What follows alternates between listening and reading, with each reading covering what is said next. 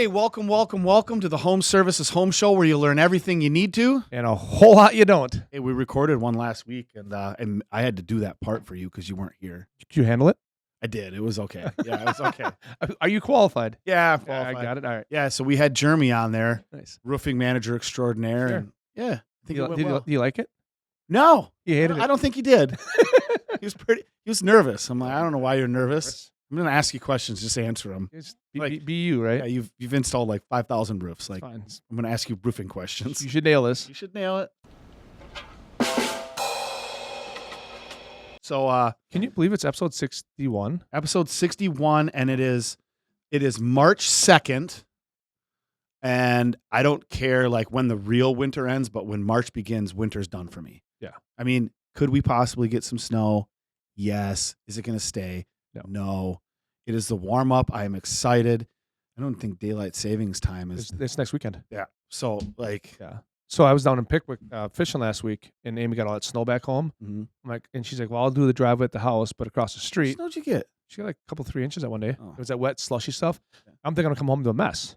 It Right. melted. It was all gone. Like Yeah. I'm driving home. I'm like, "Where's all the snow?" I know. My dad, I was in Chicago for a dance competition, and I don't dance. My daughters. You dance? My daughters. Oh, okay, got it. I might have danced at the end of the night after like my 5th margarita, but I don't know. Possible. But my dad's like, yeah, we got a couple inches. And I'm like, oh, gosh, I might have to go home and plow. Right. Gone. Right. Beautiful thing. So it's spring. It's that time of year. It is that time of year. I mean, we've got the Badgers got one game left. Right. They're looking good. Yep. They'd be looking a lot better if they didn't go lay an egg against Oregon. But I was like, man, Sneaking. Oregon's terrible. They've got nothing to lose. That game was played at 10 o'clock our time. Mhm. It's just weird. That is weird. And it happened. Yeah. And then they stayed there, out there on the east or west coast, and then played Washington. Right. And gave it to them. Right. It came back and they made an exclamation point. So that was awesome. But Yeah. yeah, spring mindset. What What are we looking for in the spring? Roofs, gutters. that were just trashed by winter. And we did. We actually had a pretty long winter. I mean, We had cold and ice. A lot of ice this year. early. Yeah. Early. And it stayed around. I saw 12-inch ice dams in the beginning of December. We had calls for leaking, and some of it subsided, but people got to understand that there's issues that they have that they just never noticed. If it leaked this winter, it will leak in next winter. Oh, 100%. You can't say, okay, now it's springtime, summertime, I can ignore it. It will come back. It's what I always told people when I was actually still myself physically out giving estimates and selling gutters. I can't tell how many people I talk to. They're like, we've never had water in our basement. Right. Until you do. Until you do. And water takes a path of least resistance, and it will make its way in. And now that path has formed. Right. It will not stop. No. Every time your gutters overflow, or if you don't have gutters, it's going to keep coming in. Correct. So Yeah, that gutter clogging is a big problem with. They were all packed. If there was leaves in your gutters, now it's packed down, right? So now when they get those heavy rains, and we're gonna get this week, we're gonna get an inch of rain at the end of the week. It's gonna be. it's so bad. We need the rain. It's dry, We need it so bad. My ponds are like, they're so low. right? And we didn't get that much snow. No. So we're gonna get a lot of rain, but the ground's still frozen. So when the ground freezes, it's got that gap between the foundation and the ground. Expansion and contraction, and, you don't and say. that water hits it, and it's a mess. It does. You're right too. It does sometimes pull away. Mhm. And if you've got negative grade, it is going Right to it. You're funneling it there. right down, and it's going to sit right down there where your slab and your footings are. Yep.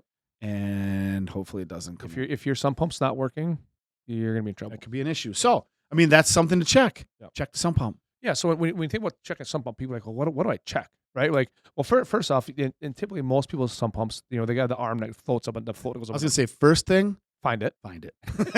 Step one, Some find people it. might not know where it is. Step one, find Usually it. it's in the basement. Sometimes it's under steps. They'll put it under a stairway or somewhere, or in your mechanical room or something like that. Should be in an unfinished area. I've seen them in like finished closets and stuff. It's a little scary. They really got to work then. Right. Correct. Yeah. So first off, find it. Right. Second of all, you should test it. But then when you can pull the arm up. Typically in a lot of old gotta people, float. they got a float arm, and you can pull it up. It'll kick on, Mhm. and it should kick on and shut off. It should, might be a little water in there too. Mm-hmm. So kick it on Right. and see if that water disappears. The other thing is I always tell people is if you have a stick or like the kids' rakes, I like to reach down in at some pump and see how much crap is in there. When I say that, because A lot of stuff does come in. the pump sits on the bottom, and it's usually there's a gap on the bottom of inch and a half maybe that the water can get in there. But if it's laying in mud or it's laying in dirt or like the leaves, that kind of crap, it's not going to work right. That's probably also what's going to burn it out prematurely. 100%. Now it's trying to suck up dirt and stuff can get into those. People don't understand how they work. Some people might not, right? When they lay the foundation of the home, they're putting drain tiles around the foundation of your home. And drain tile is kind of a fancy word for a black tube. Yep. With holes in it. With holes in it. Yep. And that water that seeps down around your home, around your foundation, is allowed to go into those holes, into those tubes, which then carry that water. It almost seems counterintuitive, right? Bring it into your house. Like but we want to let it come into our house where we want it to come into the home instead of in a random spot where now we've got to tear up floor and stuff like that. So it's going to then drain that water into that basically pit where that pump is. And then once enough water gets in there, that float goes up and it kicks on, it pumps the water out. Right. That's how it basically works. If it's working right. Yeah. Now, if you're in a home that does not have a sump pump and a basement waterproofing company comes in, they're basically going to go around the whole perimeter of your basement Inside, cut it out. and they're going to cut it and jackhammer it out and then dig a trench out, lay the drain tubing in there, dig the sump pump, dig the pit, put the plastic pit in, put the sump pump in, everything drains into it, cover it back up, new concrete. You know what that sounds like? Big job. That sounds expensive. It's very expensive. Very expensive. That's why it's kind of, any new homes, I think it's automatic. Yeah. That's how we talk about, we'll come back to, but gutter control is key to not having that problem. But let's go back to the sump pump, how to maintain your sump pump. So I always tell people, go to Dollar General and get a sandbox kit, like your kids are playing a sandbox for. It comes with a little rake and a little shovel. Take and stick it on the sump pit and just scoop it up and see how much mud is in the bottom of that thing. You're talking like one of those sandcastle building kits that I've bought 100 of. Oh yeah, for sure. And you just leave them where you are on vacation. Correct. They work really good for testing your sump works. Yeah, it's a great idea. Great idea. So it's cheap. It's cheap, and you use it. And if you lose it for the year, then it's combined with next year. Use it and just leave it right there. Correct. It's right there. Sump pump cleaning rake. Yeah, so you'll have the bucket, and you'll have and you'll have this little scooper. Just test it. Yep. And if it does have a lot of mud in the bottom, then you're gonna have to try to get it out of there, right? So if you dig down in there, then you're gonna have to suck the water. That's where the sandcastle shovel comes into play. Correct. So, because at the end of the day, you don't want to have a big heavy winter spring rain and find out that it has to be performing and it can't. Like it's a bad deal. And when they burn out, it's just then it's catastrophe type stuff. Then you're talking water in your basement, in your floors, walls. When I was a kid growing up, the home that we lived in, the area there was a lot of clay, and both our areas up north. I'm pure sand where I'm at, but which is kind of rare for the area, but it's just because I think it's so close to the Lake Wisconsin River. It's just sand. Like, I've checked my sump pump a couple times, and I don't actually think water's ever been in it. Wow. It's dry. There's like spider webs in it. Nice. So it's good. No mud. There's no mud in it. But growing up it was pure clay. So is that where you are too? Mm-hmm. We had 2 sump pumps, and we didn't have a super big house, but we had one in the old part of the house. We added another sump pump. And if they didn't work, our basement got wet. Yep. So my dad was like, he was a freak about it. And then they had both of them had battery backups. I would say that's one thing. Yep. Well, if the power, you get a bad storm, you're getting, inches of rain, and then the power gets knocked out. Mm-hmm. We would get water, but he had battery backups that he finagled, I think, before battery backups were even a thing. But they were always going to work. That is your father.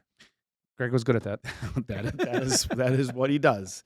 He worries and then comes up with a way to not worry.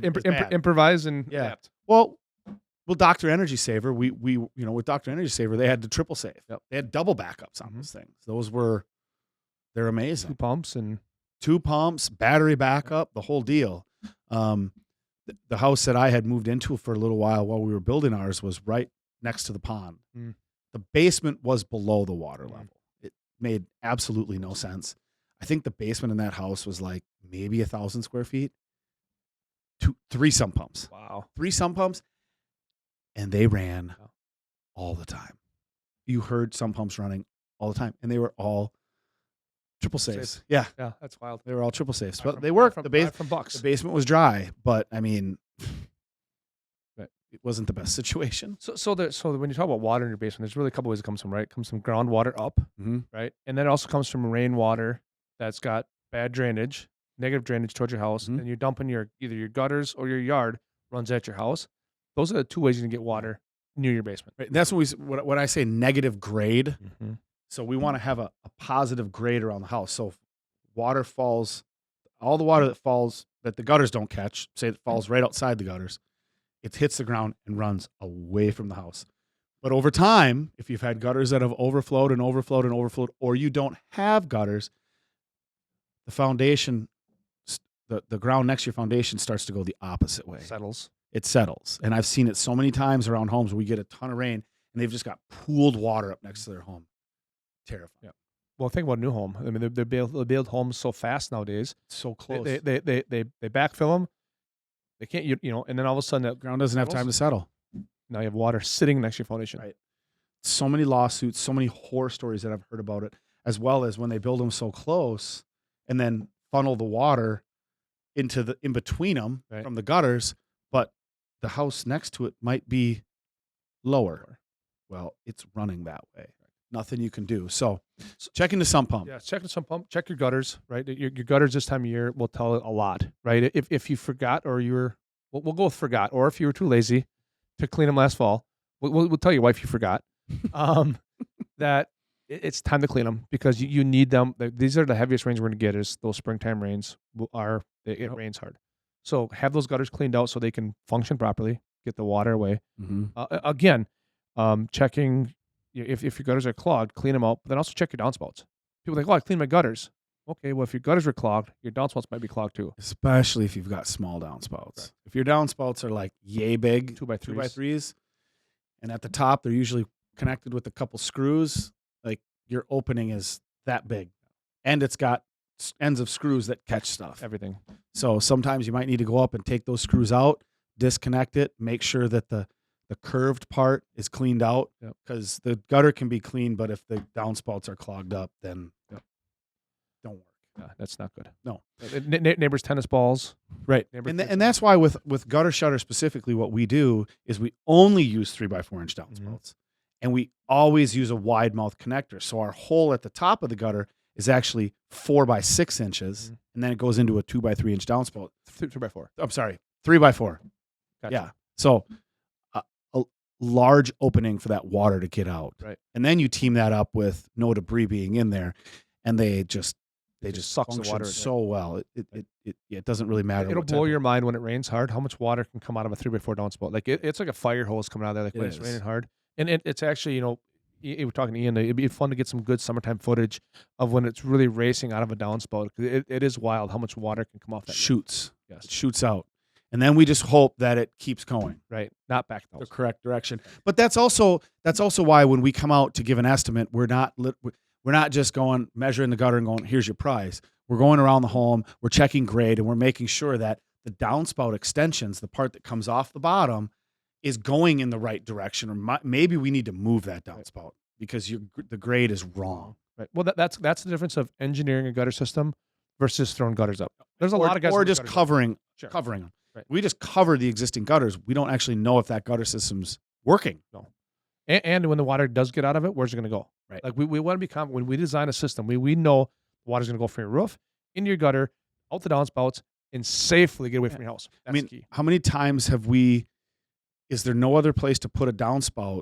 So the only way to do it properly is to put an actual solid drain tube on it going out 20 or 30 feet out into the yard. Otherwise, it's coming right back to the house. And then that can be buried at some point with a pop-up or something. But sometimes that's how bad the grade is behind homes, and people wonder why their basements always smell like mold and mildew, or they're getting water in them. Okay. That's the reason. The water can't get away. We're actually taking all of the water from sometimes an entire back of a home, and instead of it falling evenly dispersed, we're bringing it to one area where it's then coming out and coming back to the house. Right. So I put all the roof water in one spot. All the roof water in one spot. And sometimes you can't go in a different spot. So, yeah. So gutters, check them. And if you don't know if they're working right, call us, have us come out, Take a look. tell you what a new system would cost, where we could possibly move stuff. Okay. Yeah, because designing a system is the key. There's a lot of gutter companies out there that just want to come put covers or screens of some sort on there. Right. That's not what's best for you. Like, and I can tell this with 100% certainty. We will always do what's best for you as a homeowner. Like, if we're going to design you a system, it's going to be for you in that situation, not just a one size fits all. Right. And that goes back. That goes to roofing too. If we didn't want to do what was best for you, we'd just try to sell a new roof every single time. Correct. Right. Right. But how many times do we see those 8 to 12-year-old roofs where there's nothing wrong with the shingles, but they leak? Right. Because the details weren't done. Well, there's a bad spot. Right. So, and that's the other thing that happens Fix this the time of spot. year. So, sump pumps, gutters are the big things in spring. Also, what damage is done in the wintertime, right? So, like, we'll help people with restore life to their house by doing a small area repair versus a whole new roof. Like most roofers, I'll sell you a new roof. That might not be what you need. To your point, maybe it's a chimney that leaked, a skylight that leaked, or maybe a valley. You don't have to replace the whole roof necessarily. No. Well, no. Especially if we come out and we do our 17-point inspection, we're going to tell you exactly what's wrong with the roof. Now, if the roof's got a lot of granular loss and it's time, right? But if it's not, we can do a restore. We can fix the problem area that's leaking, and then we can treat it with the ultimate roof coating, and we guarantee 5 more years of life. Now you're guaranteed for 5 years. You are not going to need a new roof. Now that's peace of mind. Right. We know, and you can plan for it. And you can plan for it. You can say, okay, I got 5 years. Now I'm going to get ready for my new roof. And who knows? Maybe in 5 years you still don't need one. Right. But we're guaranteeing it for 5 years. You are good to go. We know that you are not. Now we've fixed the problem area because there was a critical detail that was missed. We fixed that. Now we've coated it with the ultimate roof coating, and now we know that you're not going to need a new roof due to granular loss or curling. Right. Well, the only reason it curls is because of granular loss. Right. And if you're not going to lose the granules, it's just going to last a lot longer. Brings life back to the roof. It moisturizes it. It makes it look new. It's a win-win, and it's not what most roofing companies do. No. It's funny though. Jeremy kind of in the last episode he spoke to it because apparently he was a little bit of a doubter when we first started doing it. Sure. I explained to him what it does and how it changes the shingles, and he actually brought it up. He goes, "I've went back to some of the roofs that we did, and he said the shingles are completely different. Wow. They're completely different. Before they were dry cracking. He's like, we go back and look at it. He just did it just for him. And he's like, that's done. The roof is pliable. It will move. Where before, if we tried to bend that shingle, it would just snap. It would break off. Now they'll actually bend. That's but and that's the thing. If we always have the customer's best interest in mind and do what's right for them at that time, we'll always be taken care of. Like these companies will continue to grow. Employees will always succeed. But we got to do what's right for the customer the first time, and that's if it's a full roof, it's a full roof. If it's a restore, great, right? But we'll always do what's right for you. Yep. Absolutely. So check the gutters. Always. Check the sump pump. I probably wouldn't advise checking the roof, to be honest with you. It's not ladders and heights if you've not done it. I probably wouldn't. But if you don't know and your roof is like getting to that age, if you're 12, 15, 18, like you're that age, you're in that spot, call us. We'll do a free roof inspection and let you know. Listen, sometimes we do free roof inspections and like, it looks great. Your roof looks great. I looked in the attic. There's no leaking. Like, you're good. Now, at that point, something you could do would be an ultimate roof coating and guarantee the life. Give yourself a little bit more life. Give yourself a little bit more life. But other than that, like, if there's nothing wrong, there's nothing wrong. Right. And if you don't know, it's okay. I wouldn't advise getting up there and inspecting the roof. Especially now, these type of days, it's slippery. It's frosty in the morning. Yeah. It can still be a little icy. Like, I don't want to tell people to get up and inspect their roof. No, don't do it. Unless you're like the guy that already does that, right. Or gal. But the gutters, the sump pump, and the roof. Take a look at the grade around your home too. Has it changed? Are there spots where water pools? If the gutters overflow or we get a ton of rain, might be something to address. So check those things out, or give us a call and have us come check us out. Check us out on all the social media outlets. I'd name them all. You want to name them all, Ian? Instagram, Facebook, Spotify, Apple Music, Twitter, X. My apologies. Yeah, yep, all of them. All of them. All of the things. Check us out. Give us questions. Again, we've said it before.